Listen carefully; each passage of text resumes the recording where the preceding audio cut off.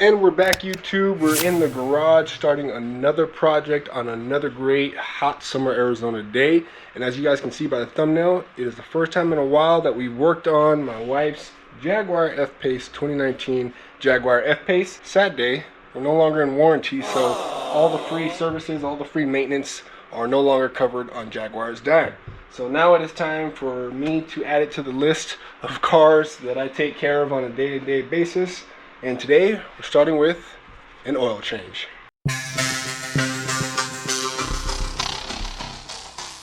So ladies and gentlemen, I've already made my way into the project just a little bit. As you guys can see, I've got the vehicle up on some ramps.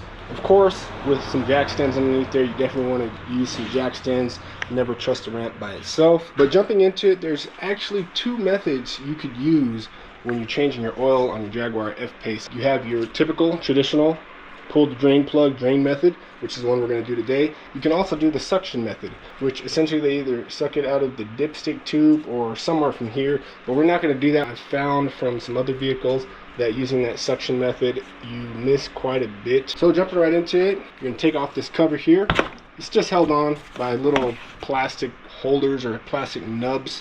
Set that aside. There's really only two spots you got to pay attention to, and that is this guy right here. That is where your canister oil filter is located.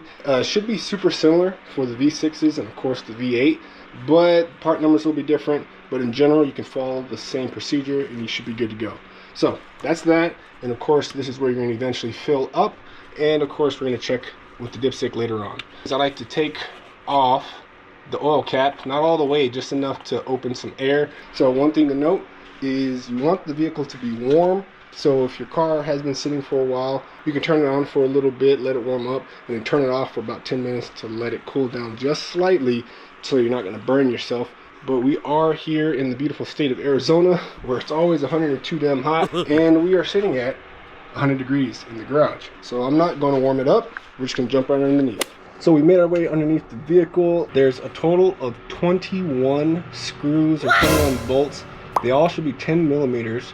And yeah, pretty much they surround the edging of this entire under panel. Some trims may have a little wire going along the edge.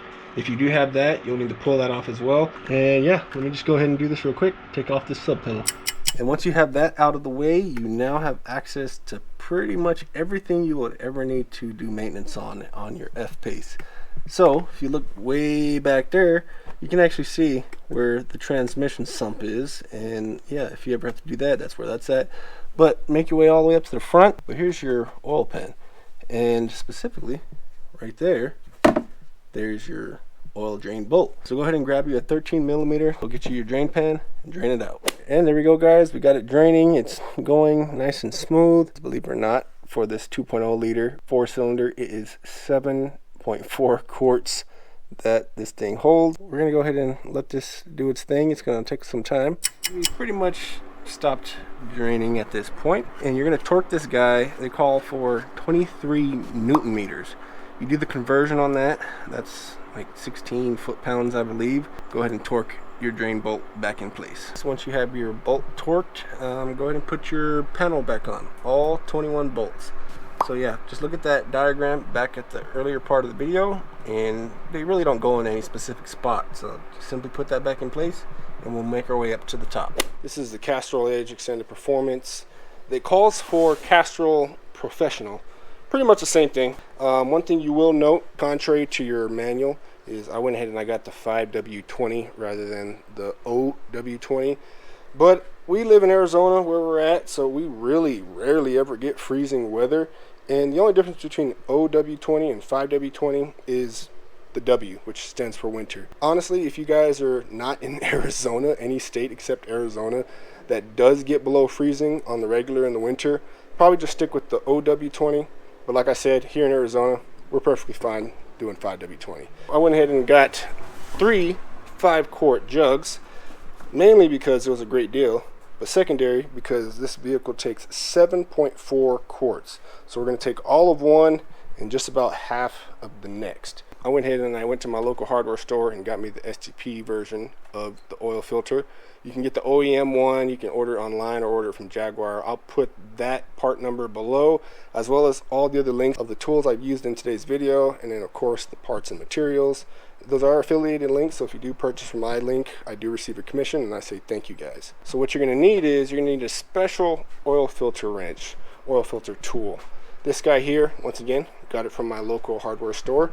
I believe it's a 65 millimeter, and yeah, essentially goes right up top, and then you're just going to simply unscrew this guy. Once you guys get this off, careful not to drip any oil, and there you go. There's your oil filter. That's the OEM part number on there if you do decide to get that one.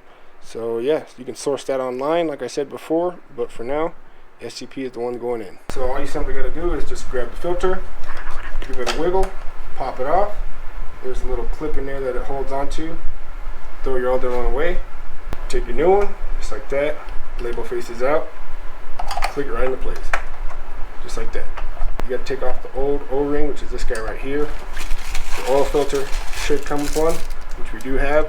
So take this guy off, put the new one on, put a little bit of oil around the edge to make sure it's nice and lubricated, and then go ahead and screw it back down. So you're gonna go ahead and screw it back on. It'll say on top 25 Newton meters, and that's how far you got to torque it. 25 Newton meters converts to about 18 foot-pounds. Once you guys get that guy back on, time to start filling her up. And like I said before, this guy takes 7.4 US quarts.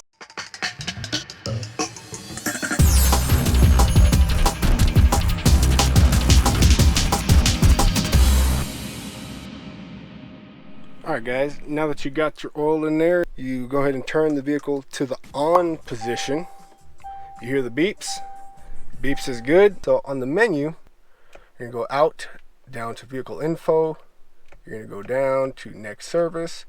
As you see there, 0 miles. That pretty much means you got to change your oil right now. In order to change that, you got to make sure the hood is open. You're actually going to open the driver door, just like that. You're going to hold the brake and the gas pedal at the same time for about 10 seconds. And then we're going to wait for a message to show up. Service resetting. Hold a little bit more. Service counter reset.